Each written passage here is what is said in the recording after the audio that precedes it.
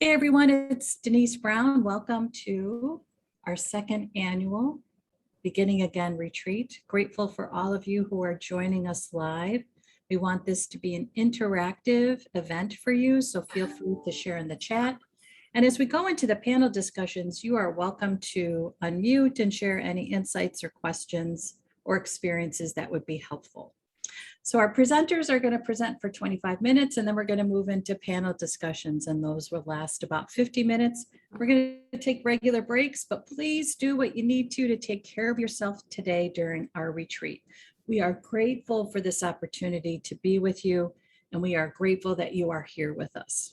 Okay, so our first presenter is Bobbi Carducci. Bobbi is one of our certified caregiving consultants. She's also an educator. She is the co-host of Roger That podcast with her husband, Michael, and she cared for her father-in-law. And she's going to share how we can make ourselves the priority. Okay, take it away, Bobbi.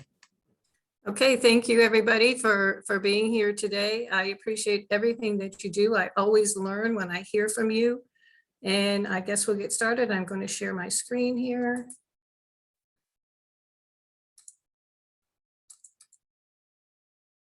And here we go. And again, I want to start off by saying thank you to Denise for all that you do for the Caregiving Years Academy and all of the training that you do and the information that you share with so many of us. Okay, here we go.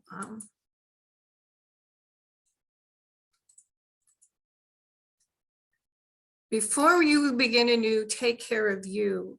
And I know that one of the things that caregivers are often deprived of during their care years is sleep and rest.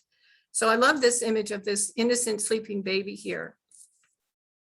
And at the end of my caregiving years, I had said to my husband, as Roger was definitely reaching that stage, once he's gone and we get through the worst of the grieving, I need to take a month off and sleep until I wake, eat until when I'm ready. I didn't want any schedules. Now I was able to do that because it was just the two of us, but not all caregivers can do that. But I want to encourage each and every one of you to rest the best that you can. If that means taking 10 minutes through an hour just to slowly breathe, but make yourself a priority when it comes to resting, because we are emotionally and physically depleted so often during the caregiving years. And rest may look very different to you than it does to me, but I encourage you really to just take as many moments as you can, because you put yourself last for so long.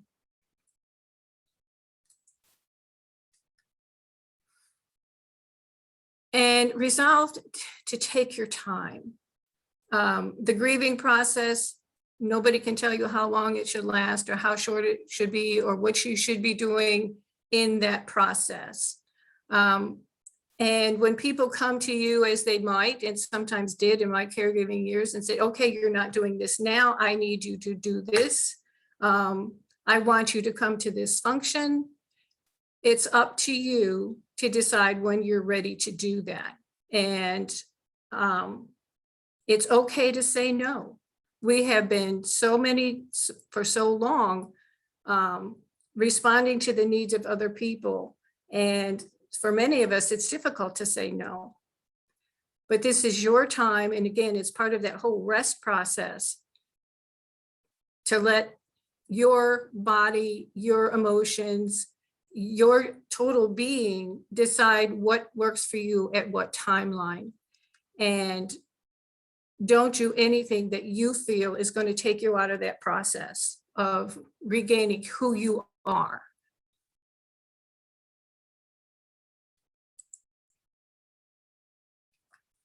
I especially like this slide that we have on here, the sense of being. And hopefully maybe we can have a little bit of discussion on this, so I'm not doing all of the talking. But this serene picture of the lake with the duck coming in is a place to contemplate who you were during that time.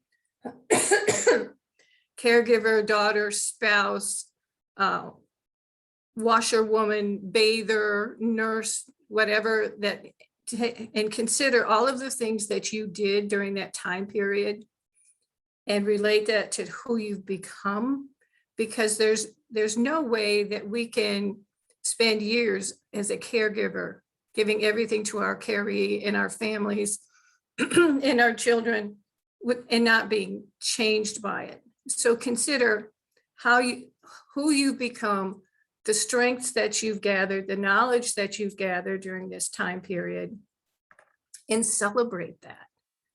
For some of us, it's really hard to change, but if we look at what we've learned and how we've grown and celebrate that. And then take a few moments, or as long as you want, to consider who you want to be. And now as this changed individual and how you've grown, and consider what your needs are and what you want to do. Does anybody have any thoughts on that? Who you were or who you become in that time period?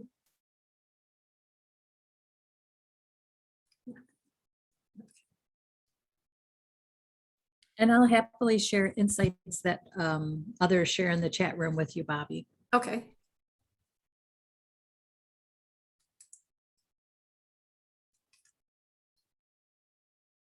And take some time to enjoy yourself. You know, Kermit here is having his wonderful cup of tea. Tea is one of the things that I often turn to when it's not appropriate to turn to wine. But, you know, during your caregiving years, you may have skipped meals. You may have eaten on the run. You may have eaten a lot more fast food than you normally would. So take the time to sit down, enjoy your food, savor the flavors, cook if that's what you like to do. And like I mentioned, drink, you know, have your tea, have your water, have your bubble tea, have your glass of wine, whatever it might be, and savor it. Sit down, think about it, what it tastes like, what it looks like, what it smells like. All of this brings stress relief to you, helps you enjoy the moment. Humor, of course, absolutely. Watch funny videos, watch rom-coms if that's what you like. Tell jokes, invite kids in. You know, I often text my granddaughters who live out of state with puns, and then they get back to me, those kind of things. When you're ready, spend time with your family, because so much of us, you know, I see all the time on caregiver support groups,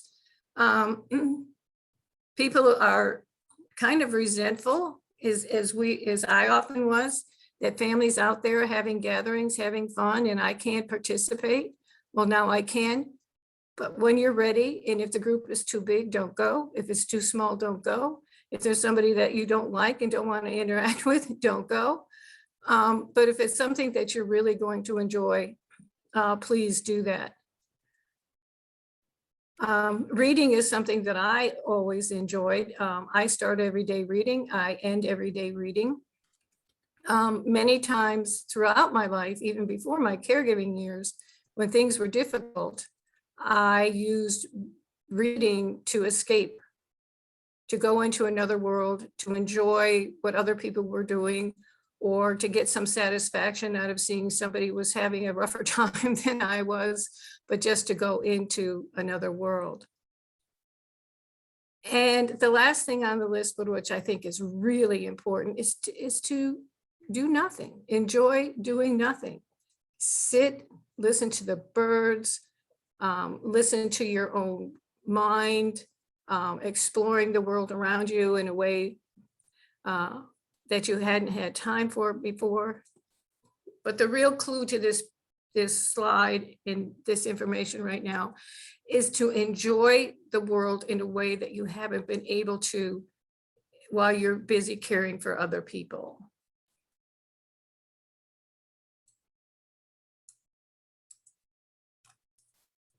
Love. I think there's not much more comforting in this world than love. And it's time for us to look at what we did, to love what we did. It was hard. There were times we wanted it to be over. There were moments when we thought we couldn't go on another day or another minute, but you did it. You did it, and you did your best, and you did what was right for your caree. Love what you did. Take pride in it. Celebrate it. Love who you cared for. And I know that some of you cared for somebody that you really didn't like. And there were moments when I was caring for my father-in-law that I didn't like him at all, and he didn't like me. Underneath it, I loved him, but I really didn't come to appreciate how special he was and what I learned from him until he was gone. So I love who I cared for. Give yourself credit and love how you carried on when you thought that you couldn't. When you had to stop and just breathe because all of the weight on your shoulders was more than you could carry. You carried on. You got up the next morning and you did it again. You walked away for an hour or maybe went outside on your porch and screamed, I can't take this anymore. And then you went back in and you carried on. Love how you did that. And love all you have to offer. You don't get through years of caregiving without gaining strength, without gaining understanding, without gaining patience, without gaining knowledge. And I consider my caregiving years with Roger a gift I didn't know that I wanted.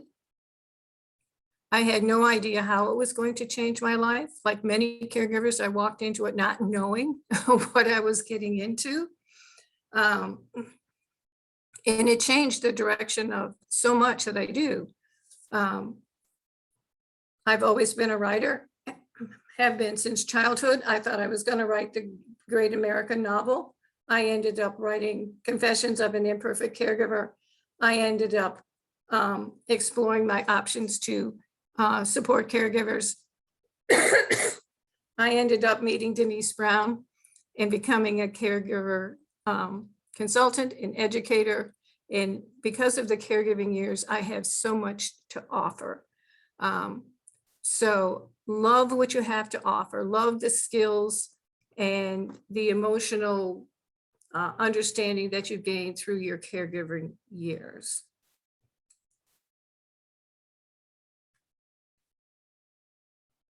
Receive, open the door to friendship. So many of us in our caregiving years, our friends have dropped off. They stopped calling, they stopped coming by. We miss the opportunities to be out socializing and making new friendships. But now at this point, you can open the door to reestablishing those friendships and making new connections with people. For many of us, we spent a lot of time in our homes caring for our caree. We were not out in the community. And while it's difficult now with COVID and the restrictions, we are able to socialize more than we were in the last year and also through Zoom meetings. So open the door to that. Open the door to thanks. That was one of the things that was hard for me. You know, when my husband would say, I feel guilty for all you did. Thank you so much. And it seemed to me that it wasn't thank you worthy, but it truly was. Open the door to the appreciation of the people who do and did recognize what you did for your caree. And open the door to invitations. And again, this social thing, it depends on what you're comfortable with. Some of us, like myself, I'm a true introvert. I used to joke before COVID came along that if it weren't for the presentations that I do, I'd never leave my house. Well, guess what? For a year, I didn't leave my house. And now I'm ready to step out. So open that door to invitations, be selective, only do what you want, but do what fills you with joy and comfort. And open the door to acceptance for what you feel you did right and the things that you wish you had done differently. Open the door to acceptance if you don't ever want to do this again. Open the door to acceptance of opportunities to do this again. Open the door and let life in again at your pace.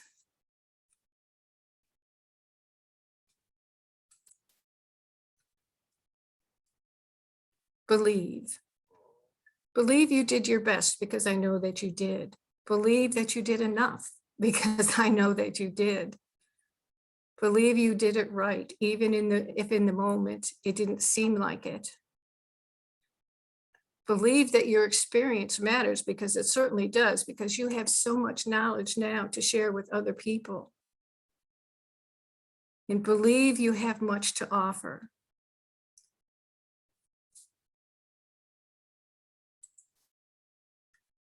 Achieve. Here we go. Decide what it is that you want to do now, what will fulfill you as you begin again.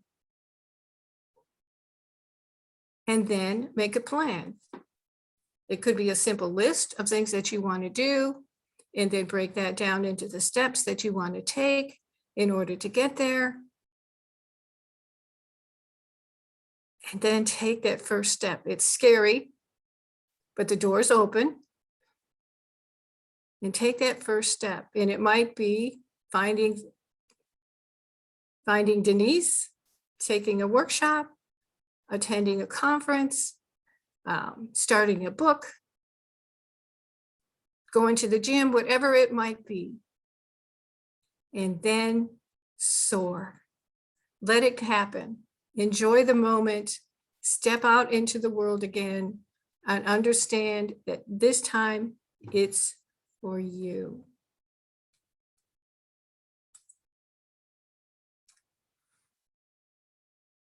I see I haven't used all my time, but as Denise said, we're going to keep this moving. I appreciate your being here and listening to me today. Up on the screen is my website, my Facebook, my Twitter, and a link to Roger That, the podcast dedicated to guiding you through the heavy haze of dementia.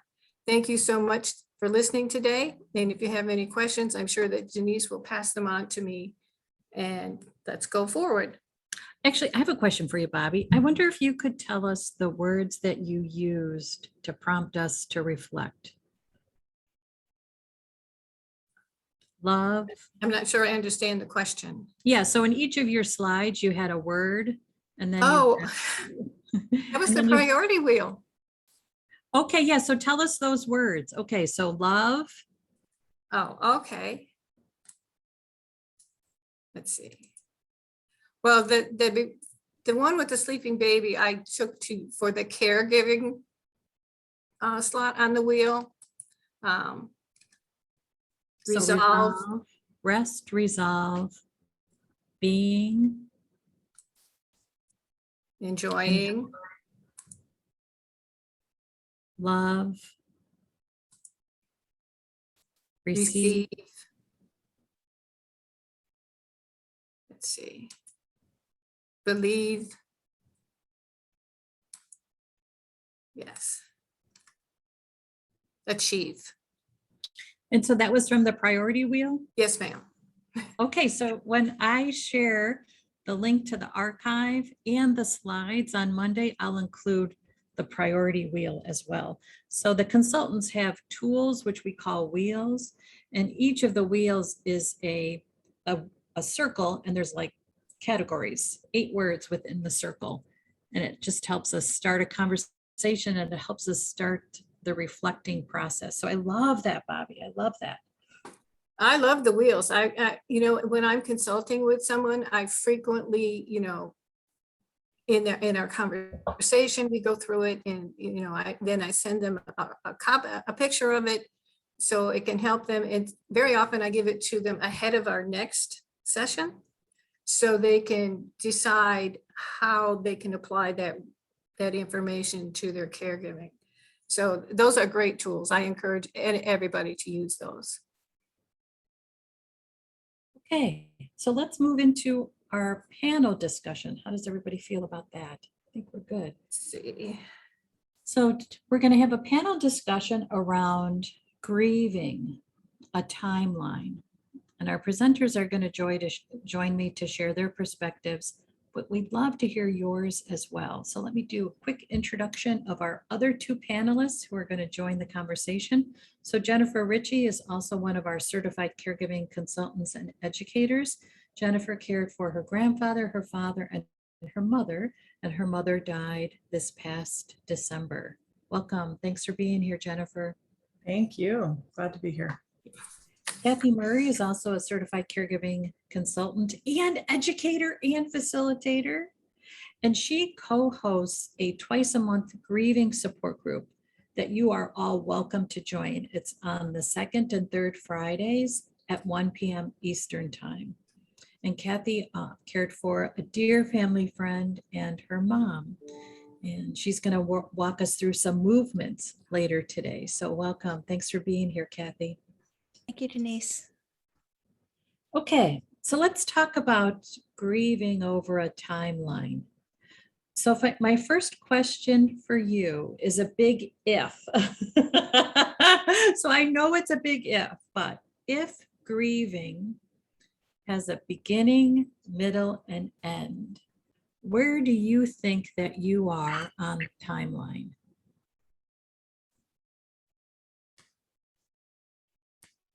Jennifer, would you like to go first?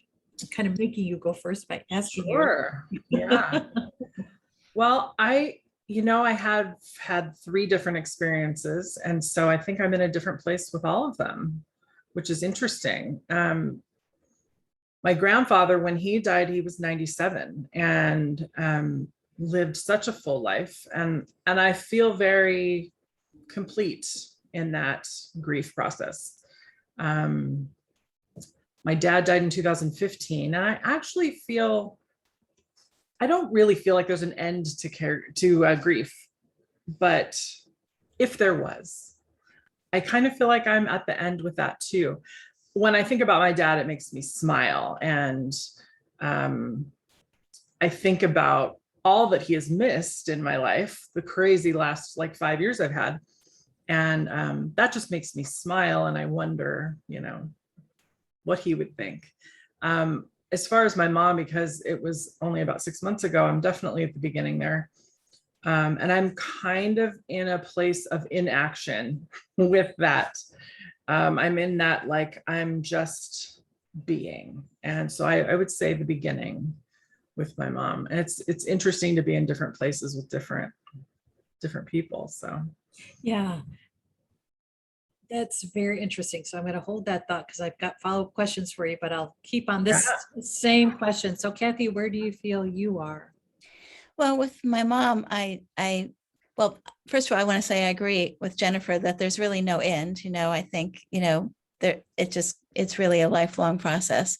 I think with my mom, who died 12 years ago, that I'm probably further along in the process because she had dementia, and her health was failing for a number of years due to strokes. So I was grieving along the way, as she was going through that process. So I felt like a lot of the acute grief happened while she was still alive. And then, when she died, it was a different phase. So, I'm still really surprised, especially lately, and I don't know what's triggering this, that I do have moments where I really miss her suddenly, which I hadn't had for a long time, which I thought was interesting. And with my friend, I would say I am moving toward the middle also, because certainly I've gotten to the point in that grief process. It's been almost 4 years now, 3.5 years, where I'm able to appreciate the happy times more than mourning the sad times. So that's what feels to me like moving to that middle phase. Okay. And Bobbi, how about for you? Well, I'm more into grieving now than I had been for quite some time, because I recently lost a cousin who was more like a sister to me. And one thing that I have learned is once you have experienced a devastating loss, each loss after that brings it back again. So having lost my father-in-law and mother-in-law, my parents, my sister, this loss of a cousin who's just a couple of years older than me, and you look and say, oh, she was much too young. Being in that process reminds me of all those other people, and some of those moments, I laugh and I think of all the good times we had together. And some days it just almost seems overwhelming, because when you live as long as I have, your losses accumulate and each one reminds you. So grieving never ends, because we're human and we love, and that's the price that we pay for it. But how awful it would be if we didn't have those experiences. So yeah, grieving is continuous. Fortunately, it's not every moment of every day. So this morning I read an advice column, and the question to the advice columnist was related to grieving. And it was a mother who wrote in who said, my son died of an overdose 9 years ago. And she said, I've been moving through grieving, but the hard times for me are when I'm participating in celebrations with my stepchildren. And in those moments, she said, the grief for what we've lost, what my son has lost and what I've lost as related to the future, are overwhelming for me. And then I have to leave the event. Her stepdaughter recently said, it is becoming, there was a word she used, and of course it's escaping me. It was something like, it's becoming a hardship for us that you are leaving these events because of your grief. And I'm just curious, what do you guys think about a situation like that? And if you were the advice columnist, what would you suggest to that grieving mother?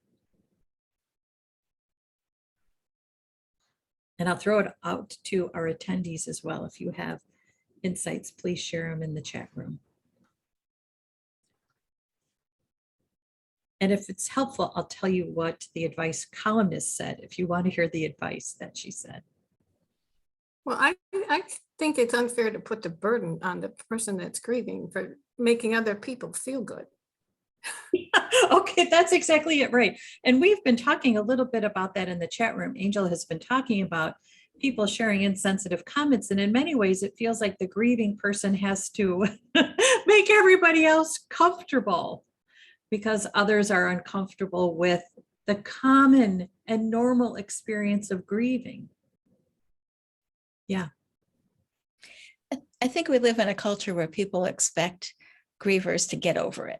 Just get over it, get back to work, forget about it. Why are you still thinking about it?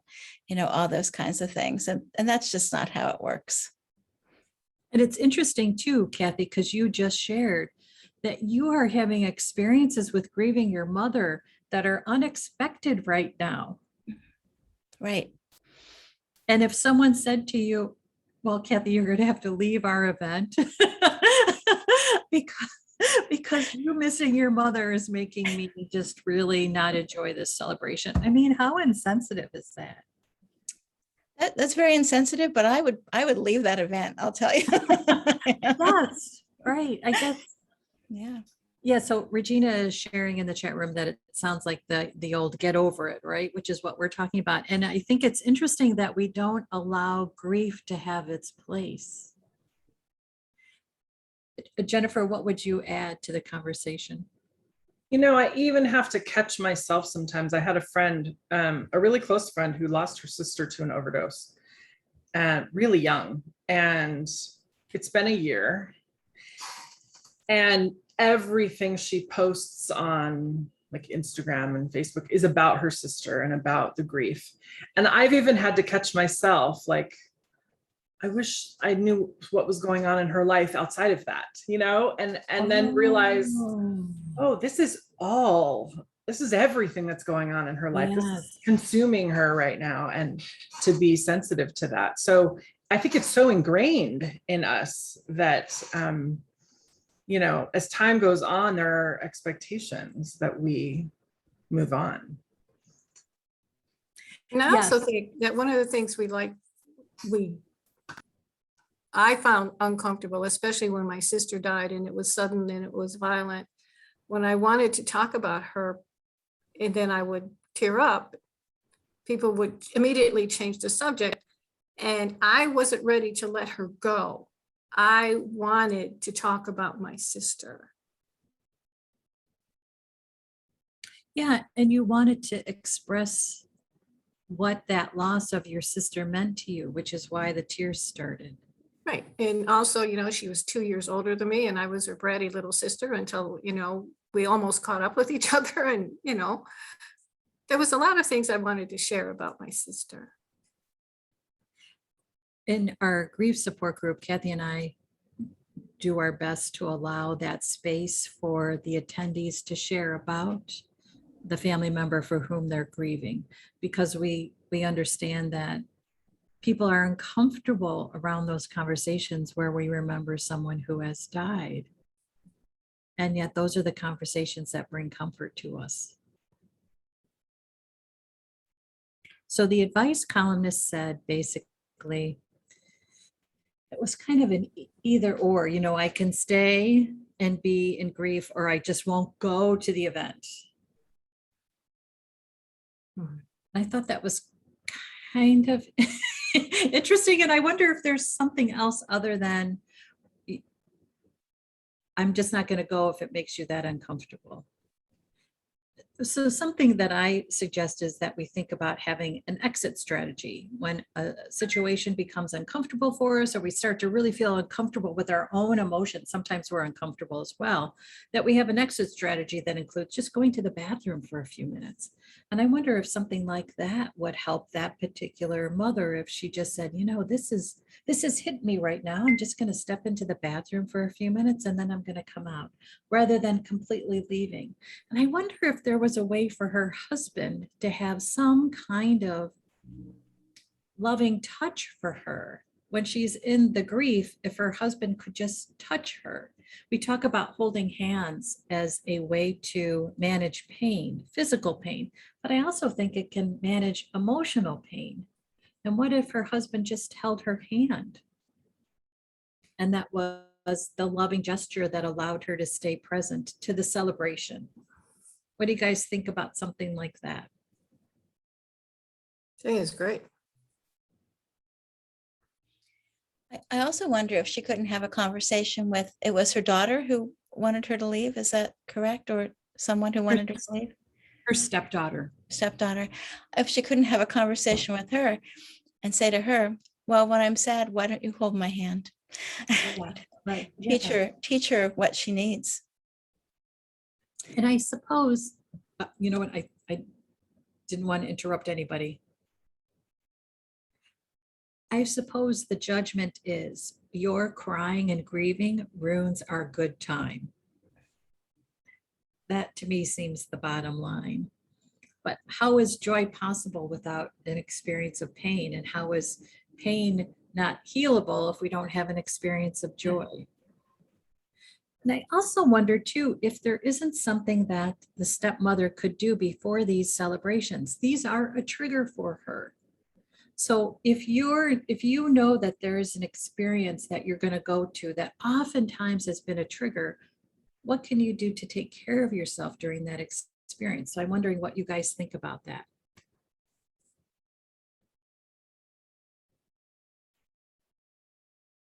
I know for me, I like to have, and I'm going to talk about this in my presentation as well, but I think people have these expectations and sort of what I call manuals for us. And I will I will talk all about the manuals. But I like to have sort of a little mini manual for myself in those situations. Like, I am going to allow these emotions and I'm not going to feel bad about it. And I'm not responsible for other people's good time and happiness. And I can feel what I want to feel. You know, I mean, we're human. We're human. We're grieving. It's all okay. That's And Regina is sharing in the chat room. Yes, that conversation needs to happen. Instead of your support pulling away, they should learn that coming together to understand gets us through the wave of grief, right? Instead of it being like, well, there is no place for grief. you have to remove it. What if there was a place for grief? And I think about some exercise or ritual that the stepmother could create before these events. It could be journaling.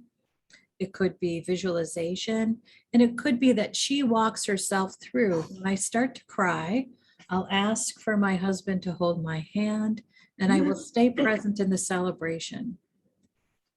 I think there's such discomfort too that we don't know what else to do other than leave. And I'm curious if you guys have any kind of ritual that has been helpful when you know there's a potential event that's going to be difficult. And the ritual helps you manage that difficulty.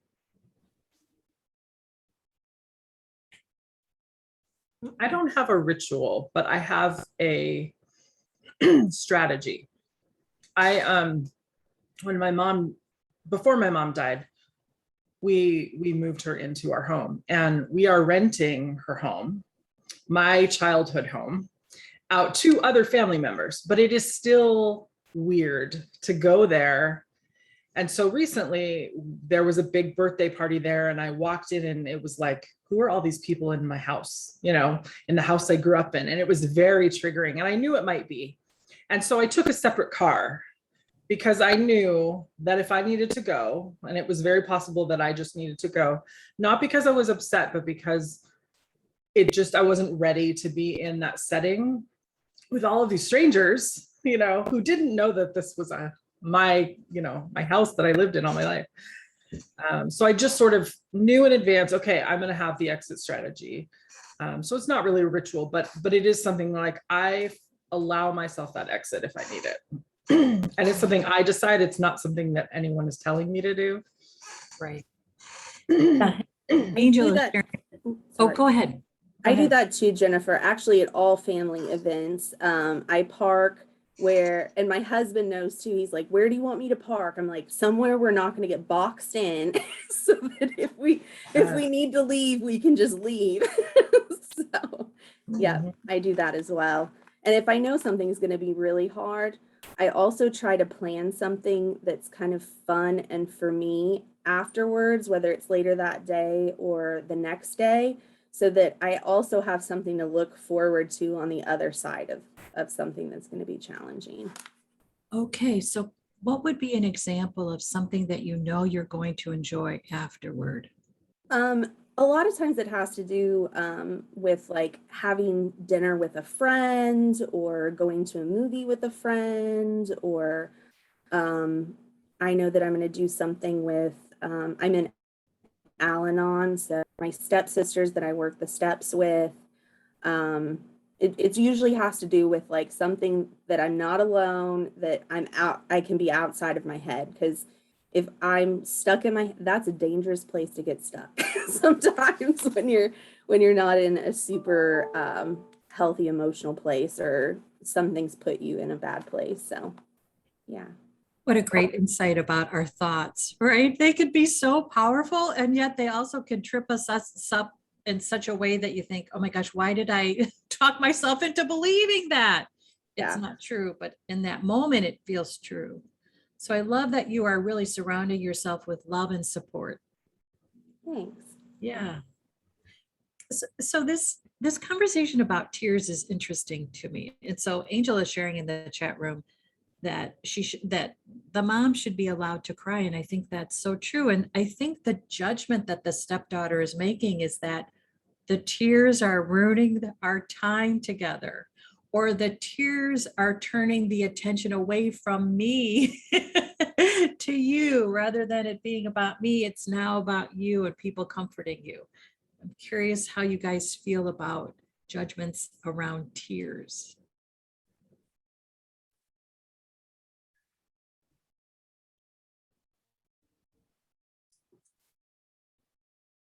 Tears make people feel uncomfortable. Tears remind them of their own sad times and their own losses as well. My wonderful husband always makes a joke, and sometimes it really makes me angry. It's inappropriate this time. This is not a time to laugh. This is not a time to tell a joke. And I've said, I need you to comfort me in these moments, but he frequently forgets that. Has to be reminded.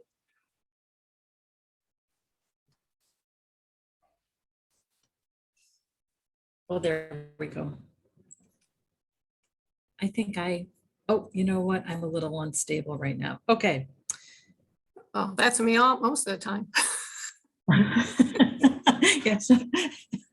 Okay, so let's move into our next question around time. So we've been focusing on the timeline. It was interesting to hear someone's timeline 9 years out, which is really what that mom was talking about. And I'm curious, how does time change grieving?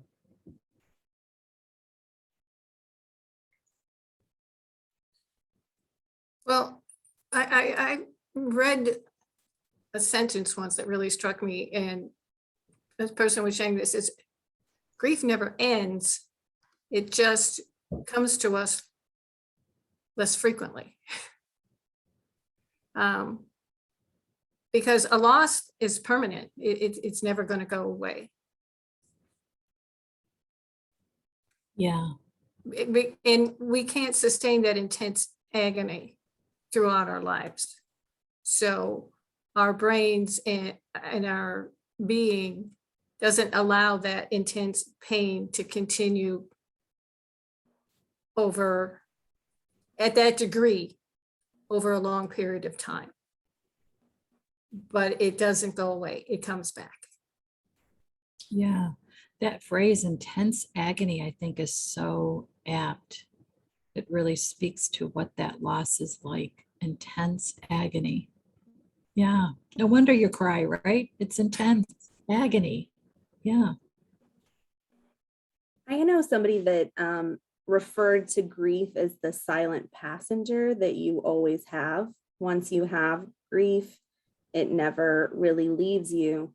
And I like that analogy because it's true. It isn't that you don't miss that person anymore or whatnot. It just becomes less intense. But there's times where, grief can really come at you when you don't expect it. There could be something that triggers your grief, and then boom, it's just there in your face. And I also feel like with the loss of someone, it kind of makes even happy times like tinged with grief as well, because you're having this joyous moment and you want that loved one to be there too, and they're not. And so,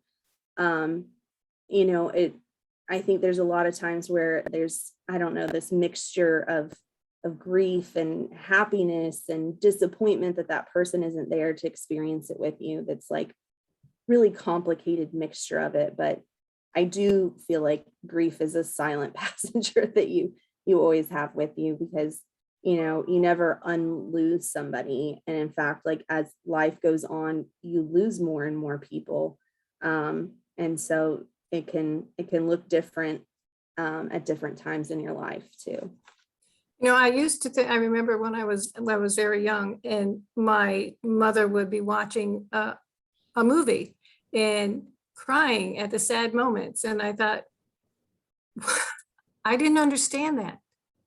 But now I do the same thing, because seeing that person's pain reminds me of my own.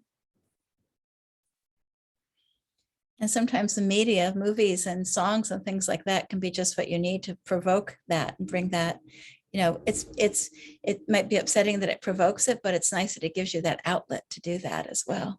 Yeah. That's so true. It took me a year to be able to listen to music again after my dad died, because every song, doesn't matter what it was, it really took so long for me to be able to do it again. And now I could bring up grief like that if I listen to certain songs. It's amazing how that So happened. how did you keep music from your life for a year? I think that's the time when I really got into podcasts. And I actually found coaching then too, because I was looking for support, and found a podcast which led me into all these other things. And so I just dove right into that. And obviously you hear music, but there were certain songs that like were my dad's songs, and I just nope, couldn't do it, But then the day that I was able to like turn the radio on and like not just burst into tears was really powerful. I also wanted to agree with Ashley about time going on, it sort of makes it a little easier, but it also makes it harder when you have these events that are super exciting in your life and you want your mom to be there, your dad to be there. And that's what's been hard for me. I was just knowing that they're going to miss out on all this stuff, and I will miss their presence too. So. Angel is sharing in the chat room that she's thinking maybe it's a grief coach that would be helpful. And we have what we call healing listeners and legacy listeners. And I'll share information on Monday when I follow up with the archive. And our goal is to listen to your stories and to give you that space to share your grief. It makes me wonder, though, what other types of professional support did you guys seek out for your grief, if any?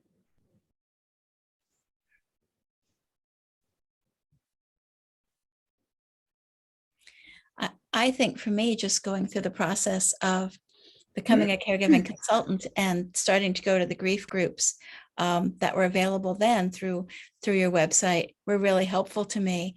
And then actually ending up taking one of them over because the person who was doing it wasn't there anymore, and listening to other people's grief stories was really helpful also, because it makes you feel like you're not so alone. You see what everybody's going through and you get ideas for how they're coping. And that was really helpful to me. Kathy facilitated an online grief support group through our chat room that I had for how many, was it a year and a half? I think it was 18 months, yeah. So every Sunday, Kathy would be in the chat room to be there to support those in a grieving situation. And I do think it does help to have a space in your life that allows for an honest conversation about grief. However that space presents itself to you, a support group, a coach, a consultant, a journal, a garden, whatever it might be. Because there isn't space oftentimes in our daily life with others for our grief. Denise, I sought out therapy after my dad died because what was happening, I was the one who had to tell my dad he was dying and that we had to bring him home on hospice. And that conversation played in my head for probably 3 months, just constant. And so when I went to therapy, I didn't get much out of it. Honestly, coaching and the CCC program were way more helpful for me. But what I did get out of it is she told me that was a trauma. Yes. That was trauma. And I never looked at it like a trauma. So it was almost like a PTSD kind of thing where I was replaying that in my head. And I finally got to the point where, okay, it slowly went away, but that was helpful because it was validating. Right. It wasn't just you creating a situation to make Yeah. your life hard. Yes. It was because you were absolutely traumatized. And I do think our personal caregiving experience has many traumatic episodes and moments. And then I think death is traumatic as well. And I think, Bobbi, you were talking earlier about the losses piling up. And each new loss reminds you of the trauma of the previous loss. That is a lot to manage. That is a lot to cope with. And so no wonder we have difficult days, because we are navigating all this trauma. And it can often not just be the loss of people, it can be the loss of many things in your life, or the traumatic event that Jennifer just talked about, but it can also be, moves you've made in your life, or loss of relationships in your life, or changes of jobs, and what the meaning of your life is. A lot of that can all pile on as well. Right. And Angel has been sharing in the chat room, and I also think it's that loss of identity. Who am I without these people in my life? Because our identity is attached to the relationships, right? Who am I if I don't have my sister here? Am I no longer a sister? Who am I if I don't have my parent here? Am I no longer a child? Who am I if I don't have a child here? Am I no longer a parent? Those are really tough questions. And I also think the questions around our family can be difficult as well. I think my friend Marty is here with us today, and Marty has a colleague whose infant died soon after birth. And I think it was, Marty, you can correct me if I'm telling this story incorrectly, but I believe it was his firstborn. And when people would ask him, how many children do you have? I always would just kind of like, oh my gosh, how do you answer that question? And he would say, I have 5, 4 of whom are living. And I thought that was just a great way to describe that.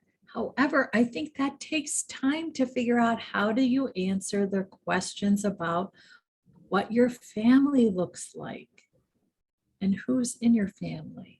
And I'm curious how you guys work through finding the words to describe your family.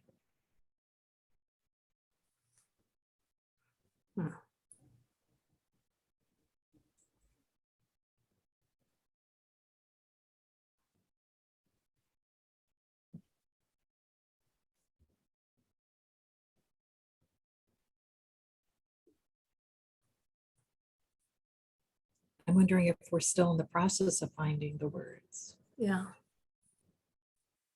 Bobbi, how do you describe your family with your siblings having lost a sister?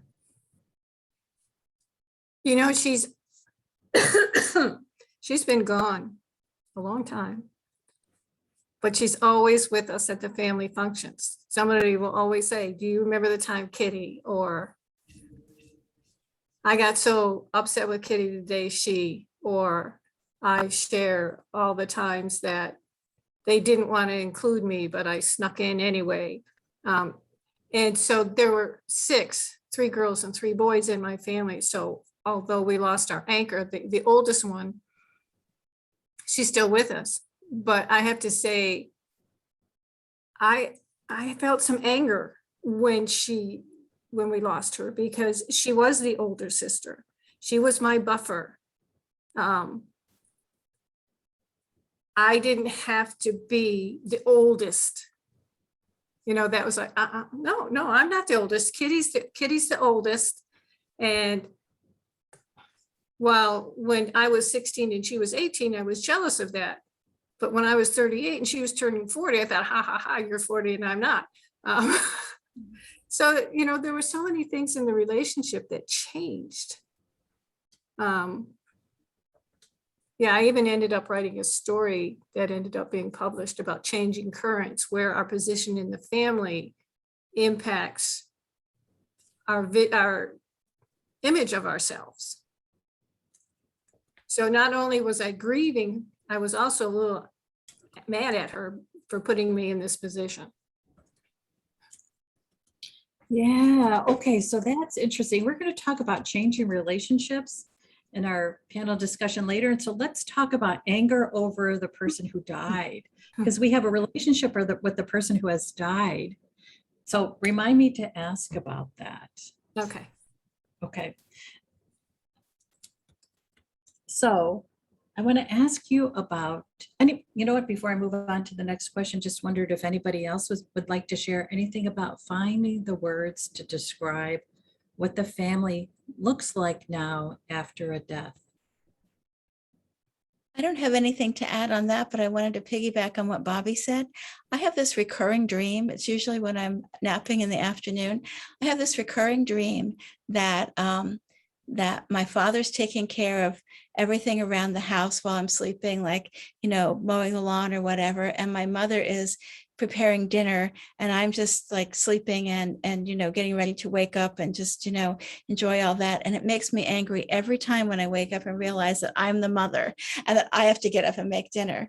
So it's just really interesting, like how in my brain that just gets sort of morphed. And I think as part of oh, you're the mother now, you're the oldest person in this household. Yeah, when you realize that you're now the elders of the family because the parents and grandparents are gone. You're next. And you're next as the leaders of the family, but you're also the next one in line to not be here anymore. So you have to deal with that too. Yes. Yeah, right. Mortality. I think also we have a relationship with death when a family member dies. I had an interesting thing happen with that. I'm an only child. And so when my mom lost her dad, my grandfather, she said, I feel like an orphan. Mhm. And, she was 65. And I never understood that at the time. I was like, Mom, you're, not an orphan. But as soon as she died, I completely had that understanding to the point where like, okay, it's just me now. And we're in the process of adopting our foster son, and I'm having him take on my last name because of that, because I want there to be more of a legacy, and because I'm the last one, And so I made that decision partly because of that. It was just important for me to have someone else, Yeah, the legacy becomes something that we start to think about. Yeah. So how does time make grieving harder?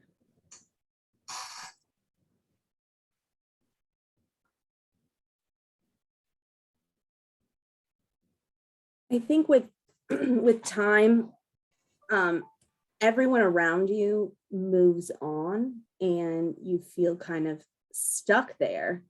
And so I always check in with people who've had losses like a week or so after the funeral, because you have all those services, everyone's there, everyone wants to help you, and then they're gone back in their own lives and you're just like shell shocked, stuck there, and the whole world keeps moving on. You're like, hello, my life has been turned upside down. Like, it just doesn't feel like that piece is long enough to have the support that you really need ongoing, which is why a lot of times we do have to get outside support, because everyone just moves on. Well, I went to the funeral, I gave them my condolences. Now, like, they just go on.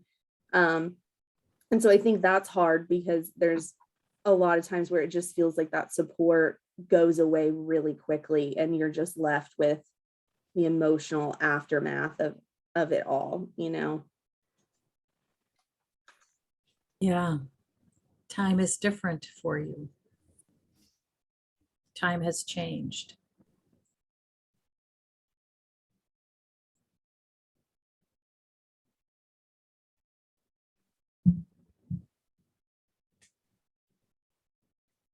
Anybody else want to add anything around time? And it's Well, I see in the chat room, somebody had posted, people say more dumb stuff. That is so true.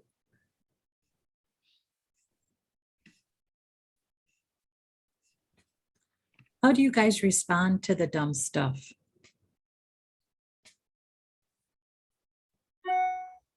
Depending on who it is, I may tell them that was dumb.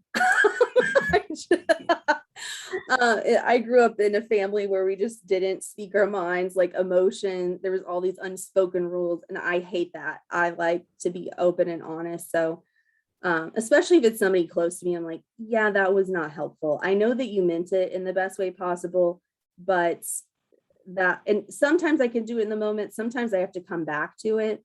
And then there's some people that are just like acquaintances that like say something and like, do I really want to go there to like, Yeah.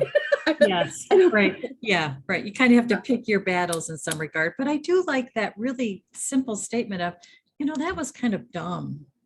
It's a dumb thing to say to me. Yeah. Wonder if anybody else has a default response when someone says something that's just really insensitive. Sometimes I just say, that's not what I need to hear right now. Oh, I like that. Oh, yeah. Yeah. Yeah. I like that too. And just to expand on that a little bit, you could also say, you know what I need to hear right now is, Like take that moment to educate them. yeah, it's a teachable moment. Yeah. Of course, sometimes that gets frustrating where you can feel like, oh my gosh, why do I have to teach everyone? Why don't people just know? But, I also think we can be a little gracious. I mean, I say dumb things too. I say insensitive things. I'm not supportive at times.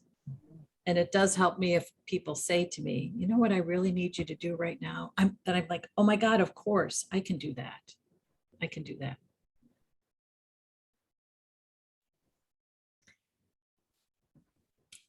And Angel, I totally get what you're sharing in the chat room, which is you are in pain. So why should you be the teacher? And I don't think you always have to be the teacher, but I think there's an opportunity for you to ask for what you need. And there's something empowering, not all the time, but once in a while to say, this is what I need. And if the receiver of those words can't provide that, at least you have the clarity around, this is what I need. These are the words that help. This is the support that feels good. I think it's helpful for us to get out there and say what we need.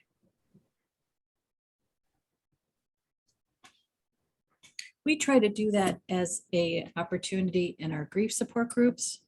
And it's something that I teach in our facilitator training, which is to allow people to say what they need in a supportive environment. So when you're in a support group and you're saying what you need and it's landing in a good way, it gives you the confidence to go out in the world and tell people what you need. In many ways, when you can practice it in a supportive group, it helps you find that concise wording that you can use then in other relationships and other situations. And something that has taken me years to figure out is that stating our needs does not have to be an explosion of rage because that was not helpful for me. If I was really mad and that's what triggered me to say what I needed, that meant I waited too long. And that I can get in the habit of saying what I need in a calm, concise way. So no cussing them out. Well, sometimes that does help. I'm not going to completely eliminate that as an option, but you know what, for me, I feel better at the end of the day if I think I remained calm and I was concise in explaining what I need. It is, I will tell you, a work in progress. I am not always good at it, but it's just a reminder that I can be better at it. I can be better. Okay, so here's my last question, and that is, how does time make grieving less difficult? I don't want to say easier, but maybe less difficult. What do you guys think?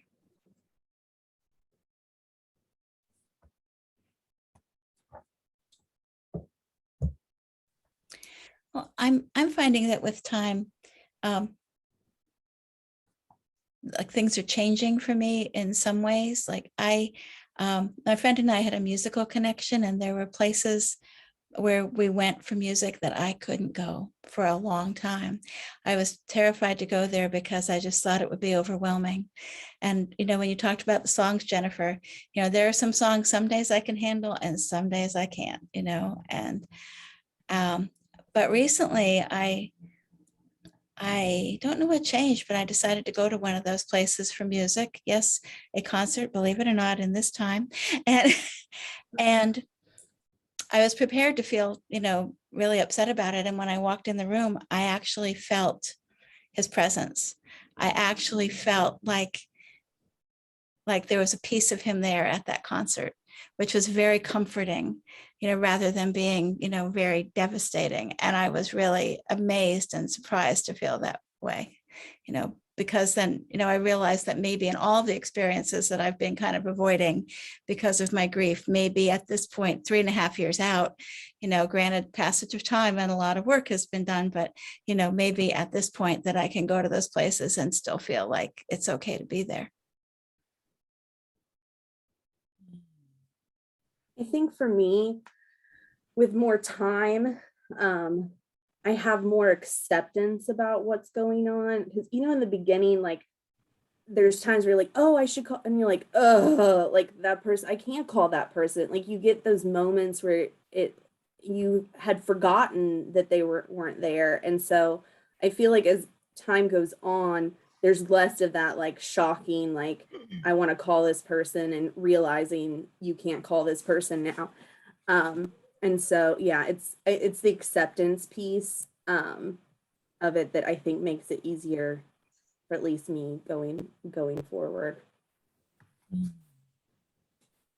I was looking at some quotes about grief last night, and one of them is, one of the worst things about having someone you love die is that it happens again every single morning. And I think with time, for me, it doesn't happen every morning anymore, it's not the first thing I think about every day. So that helps. Wow. Wow. That statement brings it home. That every day Yeah. you face the death again.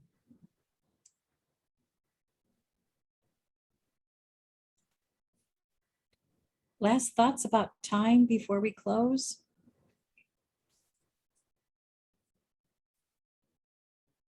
I don't know if this fits here, but we mentioned, becoming aware of our own mortality. And I wanted to, my daughter has a birthday this month, and I thought about, we used to have these answering machines on our phones, and people, sometimes kept messages from their loved ones, and we don't do that on the phone anymore. So I found this wonderful idea for a gift where you could record your voice, and then it's put on in a frame with a QR code. So when she wants to hear my voice, she just needs to